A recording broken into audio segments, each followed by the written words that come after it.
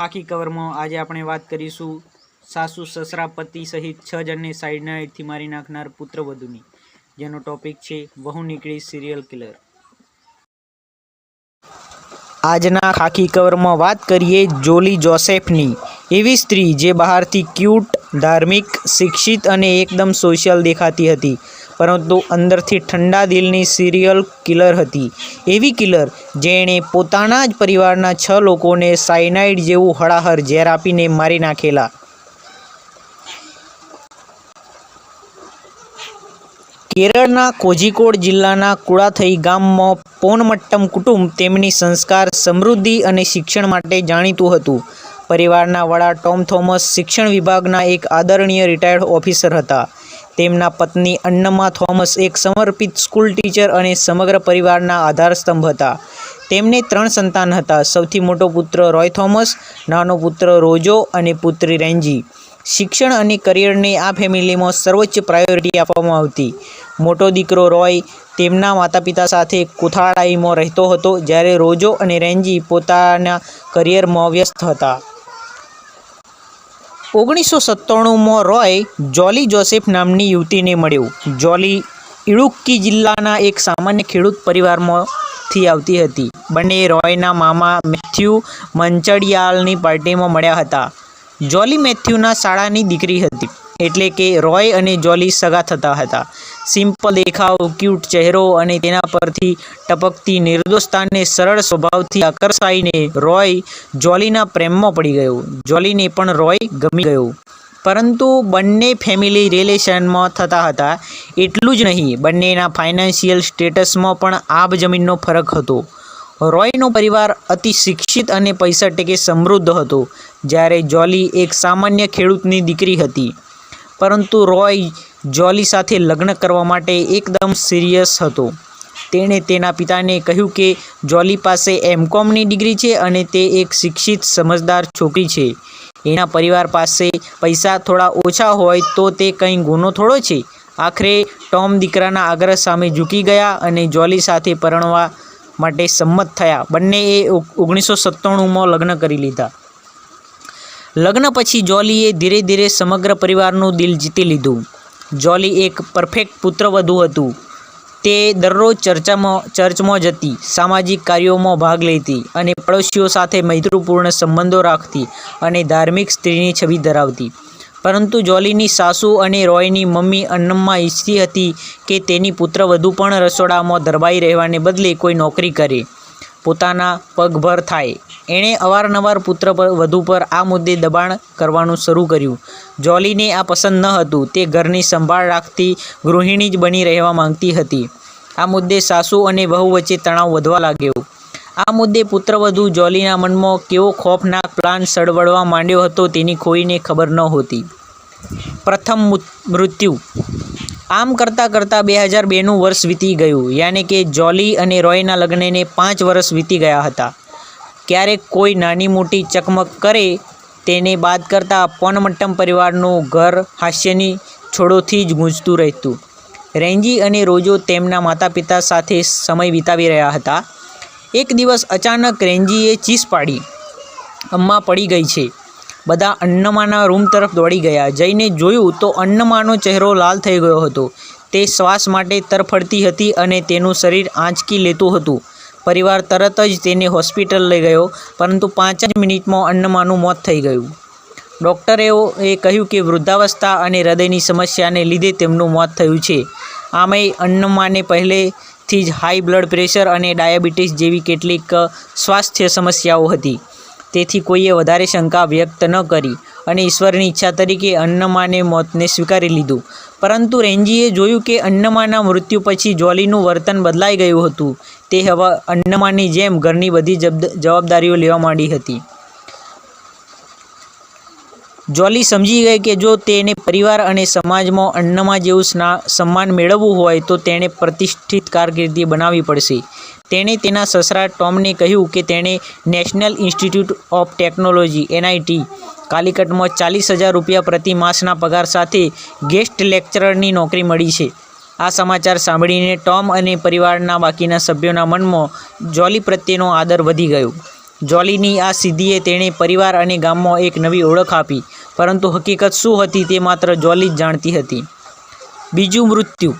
બીજા 6 વર્ષ વીતી ગયા. 2008નું વર્ષ આવ્યું. જોલીના સસરા ટોમ થોમસ દરરોજ સાંજે એનર્જી માટે એક મશરૂમ કેપ્સ્યુલ લેતા હતા, જે જોલી જ તેને આપતી હતી. તે રાત્રે પણ જોલીએ જ તેમને એ કેપ્સ્યુલ આપી. કેપ્સ્યુલ લીધાની મિનિટોમાં જ ટોમ નર્વસનેસ અને બેચેની અનુભવવા લાગ્યા. તે બાથરૂમમાં ગયા, પણ વોશ બેસિન પાસે જ ફસડાઈ પડ્યા. જોલી તેને પાડોશીઓની મદદથી હોસ્પિટલ લઈ ગઈ, પરંતુ ત્યાં પહોંચતા જ તેનું મોત થઈ ગયું. ડૉક્ટરે કહ્યું કે ટોમને માસિવ હાર્ટ એટેક આવ્યો હતો. અન્નમાના મૃત્યુને 6 વર્ષ વીતી ગયા હતા અને ટોમ પણ વૃદ્ધ થઈ ગયા હતા. આ વખતે પણ કોઈને કાવતરાની ગંધ ન આવી. નેચરલ ડેથ હતું એટલે પોસ્ટમોર્ટમની પણ કોઈ માંગણી થઈ નહીં. પરંતુ એક વાત રેન્જીને પરેશાન કરતી હતી. તેની માતા અને હવે તેના પિતા બંનેના મૃત્યુ થયા ત્યારે બંને વખતે જોલી હાજર હતી. અનૈતિક સંબંધની શરૂઆત. આ દરમિયાન જોલીની લાઈફમાં એક નવા પાત્રની એન્ટ્રી થઈ. એ હતો MS મેથ્યુ. મેથ્યુ અન્નમાનો ભત્રીજો અને જોલીના પતિ રોયનો પિતરાઈ ભાઈ હતો. મેથ્યુ એક જ્વેલરી શોપમાં સેલ્સમેન હતો. એ બંને વચ્ચેની મૈત્રી કરતાં પણ આગળ વધતો સંબંધ જોઈને સસરા ટોમ જ્યારે જીવતા હતા ત્યારે તેમને આડા સંબંધની ગંધ આવવા લાગી હતી. એણે જોલીને સાફ શબ્દોમાં કહી દીધેલું કે મેથ્યુને મળવાનું બંધ કરી દે, પરંતુ જોલીએ ગુપ્ત રીતે મળવાનું ચાલુ રાખ્યું. ત્રીજું મૃત્યુ. સંબંધોના ઉતાર ચઢાવ વચ્ચે બીજા 3 વર્ષ વીતી ગયા અને 2011ની સાલ આવી. રોયનો બિઝનેસ ખોટમાં ચાલી રહ્યો હતો. તે દેવાના બોજા તળિયે દબાઈ ગયો હતો. એક દિવસ જોલી અને રોય રોજો અને રેન્જી પાસે તેમના સસરા ટોમના વસિયતનામા દસ્તાવેજો સાથે આવ્યા. આ ડોક્યુમેન્ટ્સ અનુસાર ટોમે તેની તમામ મિલકત રોય અને જોલીના નામે કરી દીધી હતી, પરંતુ રેન્જીએ જોયું કે વિલમાં ન તો સ્ટેમ્પ પેપર હતા કે ન તો સાક્ષીઓની સહીઓ. જ્યારે તેમણે આ અંગે સવાલ કર્યો તો રોય અને જોલી જવાબ આપ્યા વિના જ નીકળી ગયા.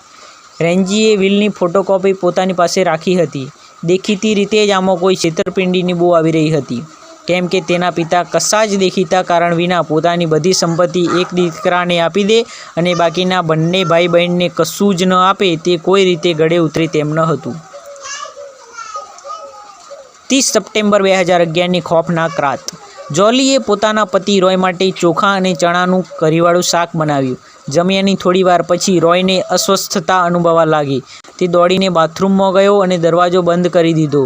જોલીએ બૂમાબૂમ કરીને પડોશીઓને બોલાવ્યા. ખાસી વાર સુધી ખખડાવવા છતાં રોયે અંદરથી દરવાજો ન ખોલ્યો.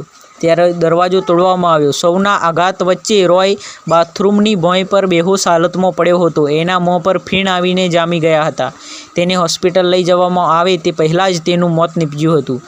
રોયના મામા મેથ્યુ મંચડિયાલે પોસ્ટમોર્ટમની માંગ કરી, પરંતુ સૌના આશ્ચર્ય વચ્ચે ખુદ રોયની પત્ની જોલીએ જ પોસ્ટમોર્ટમ ટાળવાનો પ્રયાસ કર્યો, પરંતુ તે મેથ્યુના દબાણ સામે ટકી શકી નહીં. પોસ્ટમોર્ટમ રિપોર્ટમાં ચોંકાવનારો ઘટસ્ફોટ થયો. રોયનું મૃત્યુ સાયનાઇડના ઝેરથી થયું હતું. જોલીએ પોલીસને સ્ટેટમેન્ટ આપ્યું કે રોય લાખો રૂપિયાના દેવા હેઠળ હતો અને તે પ્રેશરમાં જ એણે આત્મહત્યા કરી લીધી હશે. પત્નીની સંમતિ વિના આગળની તપાસ મુશ્કેલ હતી. રોયની કોઈ સુસાઇડ નોટ ન મળી હોવા છતાં આત્મહત્યા માટે આ દેખીતું કારણ હતું.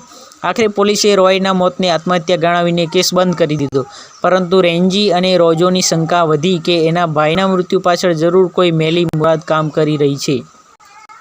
ચોથું મૃત્યુ. રોયના મૃત્યુને 3 વર્ષ વીતી ગયા. 2014ની એક સાંજે મેથ્યુ મંચડિયાલ, જે રોયના મૃત્યુ માટે જોલી પર શંકા કરી રહ્યા હતા, તેઓ અચાનક બીમાર પડી ગયા. તેમણે કોફી પીધી અને થોડી મિનિટોમાં જ તેઓ શ્વાસ માટે તરફડીને મૃત્યુ પામ્યા. ડૉક્ટરોએ આવીને ચેક કર્યું તો તેમને પણ માસિવ હાર્ટ એટેક આવ્યો હતો. જોવા જેવી વાત એ હતી કે મેથ્યુને મળનારી છેલ્લી વ્યક્તિ જોલી જ હતી. એણે જ મેથ્યુને કોફી આપી હતી. અલબત્ત આ વખતે પણ હાર્ટ એટેક હોવાથી પોસ્ટમોર્ટમની માંગ કરવામાં ન આવી. રોયની બહેન રેન્જી નારાજ હતી કે દરેક મૃત્યુ વખતે જોલી કઈ રીતે હાજર હોઈ શકે. આ તે કેવો યોગાનો એવો. પાંચમું અને છઠ્ઠું મૃત્યુ. સીલી અને 2 વર્ષની અલ્ફાઇનના મોત. એ જ વર્ષે 2014માં રોયના પિતરાઈ ભાઈ સાજુની 2 વર્ષની પુત્રી અલ્ફાઇન એક પારિવારિક કાર્યક્રમમાં અચાનક બીમાર પડી ગઈ. તેને અચાનક શ્વાસ લેવામાં તકલીફ પડવા માંડી અને હોસ્પિટલે પહોંચે તે પહેલાં જ તેનું મૃત્યુ થઈ ગયું. દરેક જણે માની લીધું કે તેણે નોનવેજ ખાવામાં કંઈક હાડકું કે કશુંક શ્વાસનળીમાં ફસાઈ ગયું હશે, જેને કારણે તે ગુંગળાઈને મૃત્યુ પામી હશે. જેમ તેમ કરીને પરિવાર આ કારમો આઘાત પચાવી ગયો. પરંતુ 2 વર્ષ પછી 11 જાન્યુઆરી 2016ના રોજ સાજુની પત્ની સિલીનું પણ અચાનક અવસાન થયું. તે દિવસે જોલી, સિલી અને સાજુ ડેન્ટલ ક્લિનિકમાં હતો. જોલીએ સિલીને મશરૂમની ટેબ્લેટ આપી હતી. આ એ જ ટેબ્લેટ હતી જે જોલીના સસરા ટોમ થોમસ લેતા હતા. ટેબ્લેટ લીધાની થોડીવાર પછી સિલીને આંચકી આવવા લાગી અને હોસ્પિટલ પહોંચતા પહેલાં જ તેનું મૃત્યુ થયું. ડૉક્ટરોએ પોસ્ટમોર્ટમની સલાહ આપી, પરંતુ સાજુએ ધાર્મિક કારણોસર તેનો ઇનકાર કર્યો. રેન્જીએ જોયું કે સિલીના મૃત્યુ પછી જોલી અને સાજુની નિકટતા વધી ગઈ હતી. 2017માં સિલીના મૃત્યુના 1 વર્ષ પછી જોલીએ અચાનક અને સાજુ સાથે લગ્ન કરી લીધા. આ ઘટનાએ રેન્જીની શંકાને નિશ્ચિતતામાં ફેરવી દીધી. રેન્જી અને રોજોએ પોતાના ભાઈ રોયના પોસ્ટમોર્ટમ રિપોર્ટની ફરી તપાસ કરી. તેઓએ જોયું કે રોયનું રાત્રે 11:02 વાગ્યે મૃત્યુ થયું હતું અને તેના પેટમાંથી ચોખા અને ચણાની કરી નીકળી, જે જોલીએ રાંધી હતી. પરંતુ જોલીએ દાવો કર્યો હતો કે રોયે તે રાત્રે ખાધું ન હતું, યાને કે ક્લિયર હતું કે જોલી જૂઠું બોલી રહી હતી. રેન્જીએ પોલીસનો સંપર્ક કર્યો અને પોતાની આખી થિયરી સમજાવી. પોલીસે તપાસ શરૂ કરી. પહેલાં તેઓ NIT કાલિકટ ગયા. ત્યાં તેમને સૌથી મોટો શોક લાગ્યો. પોલીસને ખબર પડી કે જોલી ત્યાં ક્યારેય પ્રોફેસર હતી જ નહીં. તેની તમામ ડિગ્રી અને સર્ટિફિકેટ નકલી હતા. હકીકતમાં તે માત્ર 12મું પાસ હતી અને બ્યુટી પાર્લરમાં કામ કરતી હતી. નોકરીનો દોડ કરવા માટે તે રોજ સવારે તૈયાર થઈને કોલેજ જવા માટે ઘરેથી નીકળી જતી, પરંતુ હકીકતમાં તે કાં તો પોતાના મિત્રોને મળવા જતી અથવા તો બીજે ક્યાંક રખડીને ટાઈમ પાસ કરતી. આ જૂઠાણું એણે વર્ષો સુધી ચલાવી રાખ્યું. બદલામાં એણે પરિવાર અને સમાજમાં માનભર્યું સ્થાન અપાવ્યું. કોઈને ગંધ સુદ્ધા ના આવી કે તે જોબ કરતી જ નહીં હોય. તપાસ આગળ વધી અને પોલીસે જોલીના ઘરેથી સાયનાઇડની બોટલ મળી. જોલીના નજીકના મિત્ર અને કથિત પ્રેમી MS મેથ્યુએ પોલીસને જણાવ્યું કે તેણે